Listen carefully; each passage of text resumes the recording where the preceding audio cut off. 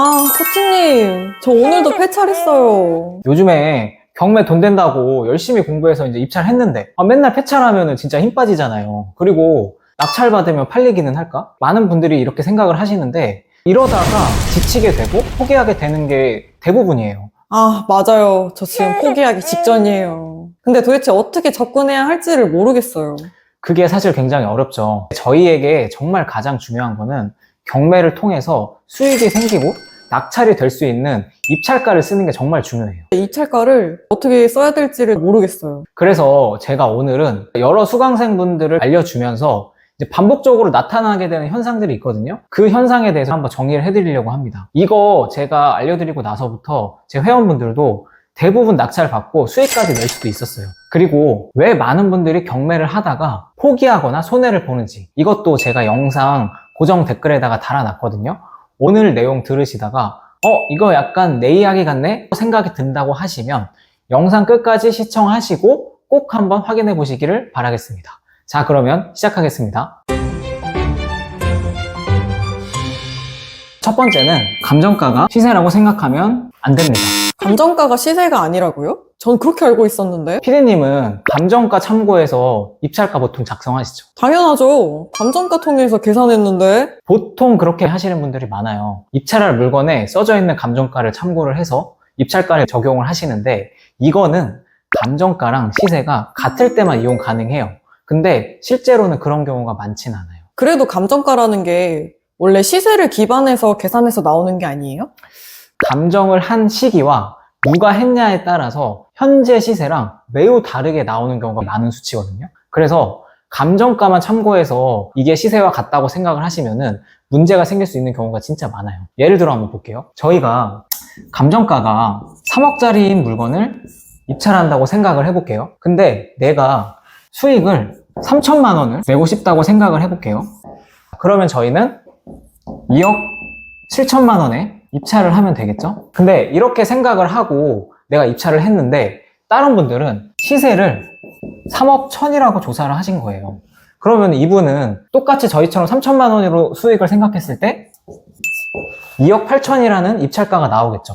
1천만 원 차이로 폐차를 하게 되는 거죠. 이런 경매 시장에서는 이런 1천만 원, 500만 원, 100만 원 이 정도의 차이로 폐찰이 되고 안 되고가 결정이 되거든요. 누군가가 이렇게 정확한 시세가 3억 1천이라고 조사를 해서 저희보다 1천만 원 높게 썼다고 생각을 해보세요. 그러면 저희는 맨날 폐찰할 수밖에 없는 거예요. 그러네요. 1,000만 원 차이면 진짜 엄청난 차이이긴 하네요. 근데 더 큰 문제가 있어요. 어떤 문제냐면은 지금 시세가 3억 1천이라면은 감정가로 참고를 했을 때 문제가 되진 않거든요. 근데 만약에 시세가 저희 감정가보다 낮은 금액이었어요. 그러면은 어떤 문제가 발생하겠어요? 저희가 3억이라고 생각하고 이렇게 낙찰을 받았는데 알고 보니까 시세가 2억 9천밖에 안 돼요. 그러면 저희는 3천만 원을 벌 수 있다고 생각을 하고 입찰을 했는데 저희가 원하는 수익이 나오지 않을 수가 있겠죠. 만약에 금액이 얼마 차이가 안 난다고 했을 때는 저희는 손해도 발생할 수 있는 거예요. 그러니까 반드시 시세 파악을 하고 입찰을 하셔야 돼요. 그러네요. 힘들게 낙찰 받았는데 손해본다고 생각하면은 두 번 다시 경매하고 싶지는 않을 것 같아요. 그래서 대부분 입찰가를 계산을 할 때 감정가를 참고하면은 확실히 쉽기는 하거든요. 아까 제가 앞에 말씀드린 방법들 때문에 문제가 생길 수가 있어요. 그러니까 저희는 귀찮더라도 반드시 시세 조사를 먼저 하고 그 조사한 시세를 바탕으로 내가 팔릴 수 있는 가격을 찾고 얼마만큼 수익을 가져갈 수 있는지 그거를 가지고서 낙찰을 받아야지만 원하는 수익을 낼 수 있다고 생각을 하셔야 돼요. 시세를 조사해서 그에 맞는 입찰가를 쓰라는 말씀이신 거죠? 네, 맞아요.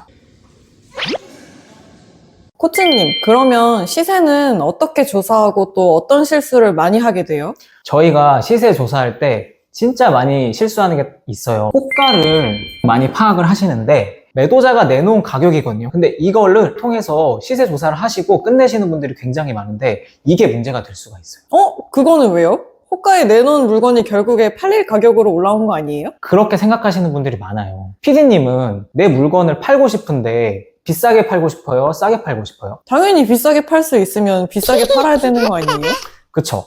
대부분 그렇게 생각하시는 게 문제가 되는 거예요. 예를 들어서 호가가 3억 3천이라고 가정을 해볼게요. 근데 알고 보니까 실제로 거래될 수 있는 팔리는 가격은 3억인 거예요. 그러니까 이게 시세가 되는 거죠. 3천만 원이라는 엄청난 금액 차이가 발생을 하죠. 자, 그렇게 된다고 했을 때 내가 만약에 호가를 기준으로 조사를 했는데 알고 보니까 3억이 시세였어요. 근데 낙찰을 받고 이 사실을 알게 됐다고 하면은 엄청난 문제가 발생을 하겠죠. 저희는 반드시 손해를 볼 수밖에 없을 거예요. 호가라는 거를 그래서 저희는 어떻게 생각해야 되냐면 아직 거래가 되지 않은 금액, 즉 매도자 생각이 들어간 금액이라고 생각을 하셔야 돼요. 팔려고 내놓는 사람은 내 물건을 비싸게 팔고 싶은 마음이 들기 때문에 호가를 잘 파악하고 시세 파악에 적용을 하셔야 돼요. 와, 진짜 매도자 욕심에 따라서 엄청나게 차이가 날 수도 있겠네요. 물론 호가가 현재 시세일 수도 있어요. 근데 그게 아닌 경우도 굉장히 많거든요. 그래서 저희는 항상 실거래도 참고를 해서 호가와 비교해서 최종 시세를 결정하는 게 가장 좋습니다. 실거래 조사하는 거 좋긴 한데 국토부 실거래가 사이트 들어가서 이것저것 보려고 하니까 시간도 너무 많이 들어가고 복잡하던데요? 맞아요. 국토부 자료를 통해서 조사하면은 정확하기는 한데 사이트 들어가서 이런 거 저런 거 누르기도 복잡하고 또 데이터 저희가 뽑아서 보려면은 엑셀로 뽑아가지고 또 봐야 되거든요. 근데 이게 생각보다 시간도 많이 걸리고 굉장히 불편해요. 하다가 그냥 지쳐버리게 되는 거죠. 그래서 제가 추천드리고 싶은 거는 실거래 제공 서비스를 이용을 하는 거예요. 이걸 이용하시면 훨씬 편하게 실거래 확인을 해보실 수가 있어요. 실거래 제공 서비스요?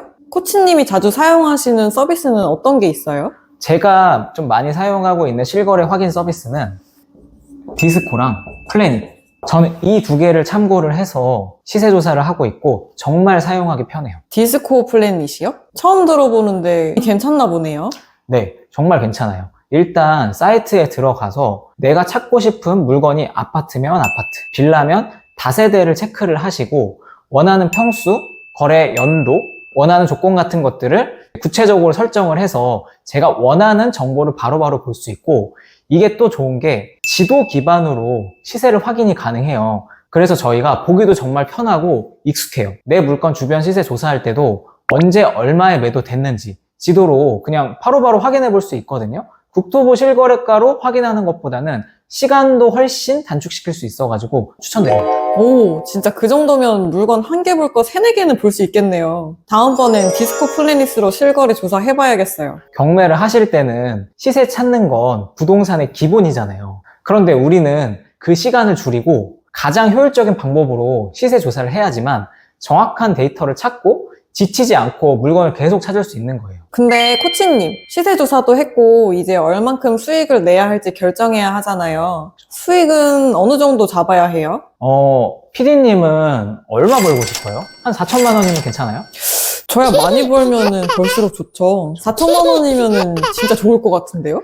4천만 원 벌면은 진짜 좋겠죠. 근데 조사한 정보도 없이 그냥 내가 원하는 수익으로 입찰하시는 분들이 굉장히 많거든요. 내가 이렇게 진행을 하다 보면은 계속 경매는 폐차할 수밖에 없는 거예요. 그러다가 포기하게 되겠죠. 맞아요. 저도 이렇게 욕심만 부리니까 자꾸 폐찰해가지고 결국은 그래서 혼자서 감으로 하는 그런 경매를 하는 분들이 다 포기하게 되거든요. 저희는 감으로 하지 않고 정확한 정보를 받고 진행을 해야 돼요. 그래서 제가 고정 댓글 영상에다가도 이 부분에 대해서 자세히 말씀드렸으니까 한번 참고해 보시면 좋을 것 같아요.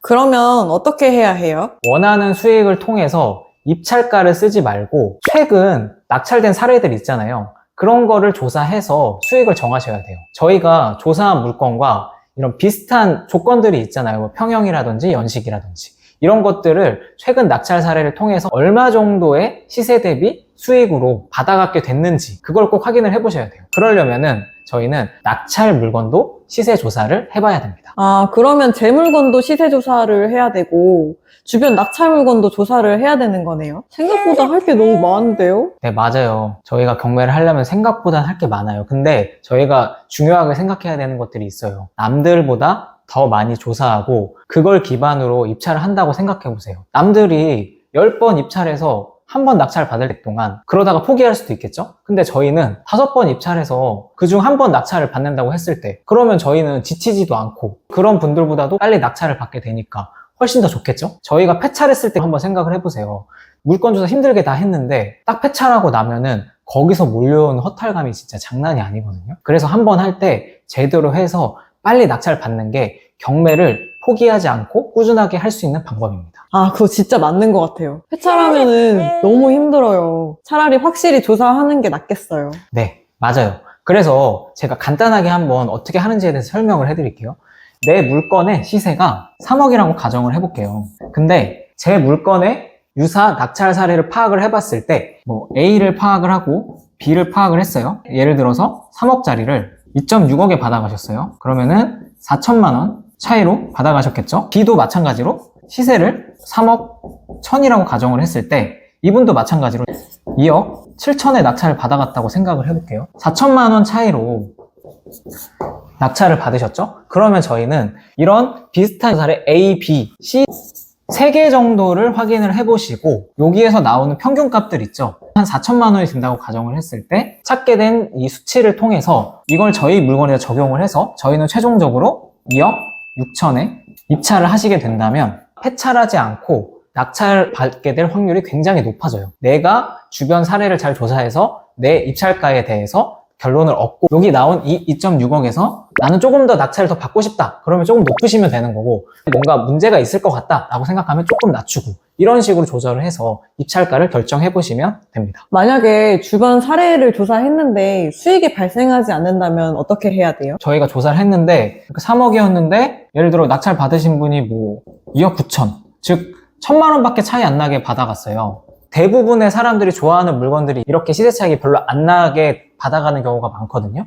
이런 지역을 봤을 때 내 물건이 거기에 있었다. 그러면은 과감하게 포기하시는 게 오히려 좋을 수도 있어요. 왜냐면 저희는 경매를 하는 이유가 수익을 내기 위해서 경매를 하는 거기 때문에 이런 부분들은 포기를 하시고 남들이 잘 보지 않는 이렇게 뭐 4천만 원이나 수익이 날 수 있는 지역이 발견된다면 그쪽에 집중을 하셔가지고 입찰가를 산정하는 게 훨씬 좋습니다. 시간은 한정적이잖아요. 그러니까 선택과 집중을 통해서 남들보다 빠르게 수익을 낼 수 있는 그런 지역에 들어가서 낙찰 결과를 만들어내야지 저희가 원하는 수익을 얻을 수 있는 거죠. 코치님, 그러면 그 외에 또 생각해야 될 게 있어요? 물론이죠. 낙찰을 받으면은 용도도 해야 되고 대출도 받아야 되고 그리고 필요하면은 내부 인테리어도 해야 될 경우도 많이 있거든요. 생각보다 할 게 많아요. 아, 완전 산 넘어 산이네요. 그래서 우리가 입찰하고 나서 들어가야 되는 그 비용들 있잖아요. 이런 비용들도 사전에 고려를 해서 입찰가를 쓰셔야지만 낙찰을 받게 되더라도 어느 정도 손해를 보지 않는 금액을 예측을 해볼 수가 있어요. 일단 취득세나 법무비용 같은 경우는 기본적으로 들어가는 비용이거든요. 근데 물건마다 추가적으로 발생하는 비용들이 있어요. 예를 들면은 수리비가 있을 수도 있고 영도비가 들어갈 수 있고 이런 부분들은 물건에 따라서 다 다르게 나오는 금액이겠죠? 그래서 사전에 파악을 꼭 해봐야 돼요. 특히나 구축 같은 경우에는 수익이만 1,000만 원도 나올 수가 있어요. 그러면 저희가 조사한 수익에서 저 부분을 제외하고 계산해야 되는 거예요? 대부분 그렇게 생각을 하시고 입찰가를 많이 낮추시기는 하는데 여기서 문제가 뭐냐면 저 부분들을 명확하게 조사하고 낮추셔야 되는데 조사하지 않고 그냥 이 정도 나갈 것 같아 구축이니까 1,000만 원 나갈 것 같아 하고 그냥 낮게 써버리시는 거예요. 예를 들어서 수리비, 명도비 같은 게 1,000만 원이라고 예상하고 입찰을 했어요.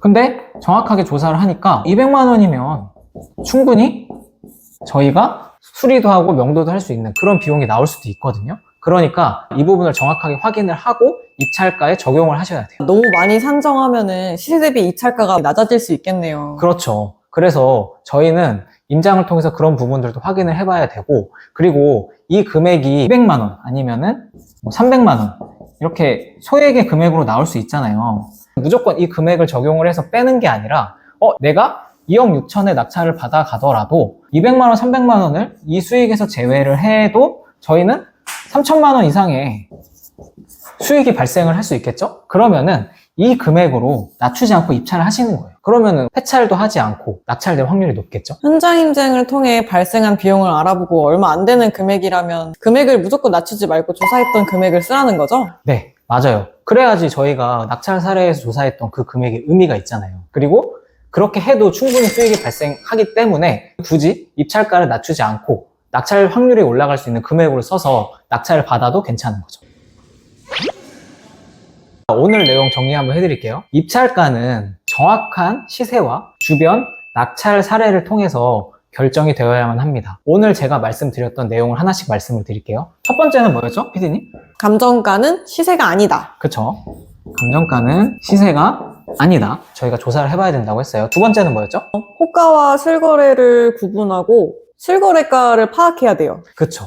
호가와 실거래를 구분해야 한다. 그 다음에 세 번째는 뭐였죠? 수익은 주변 거래를 통해서 확인을 해야 합니다. 그쵸. 주변 낙찰 사례를 통해서 기대 수익을 가져오셔야지 낙찰될 확률이 올라간다. 그리고 마지막에 뭐였죠? 입찰 외에 들어가는 비용도 고려해서 수익이 나는지 파악해야 돼요. 그렇죠. 입찰 외에 들어가는 비용들이 있죠. 이 금액들을 현장에 가서 확실히 조사를 하고 이거를 입찰가에 적용을 할지 아니면 소액이라면 굳이 적용하지 않고 저희가 낙찰 사례에서 조사했던 기대 수익에 준하는 입찰가를 적어서 낙찰 확률을 올리시면 됩니다. 이 네 가지만 확실하게 여러분들이 기억을 하신다면 여러분들은 수익이 되는 낙찰 물건을 찾고 그에 따른 결과를 받아보실 수 있을 거예요. 항상 낙찰이 목표가 아니라 수익이 목표가 되어야 합니다.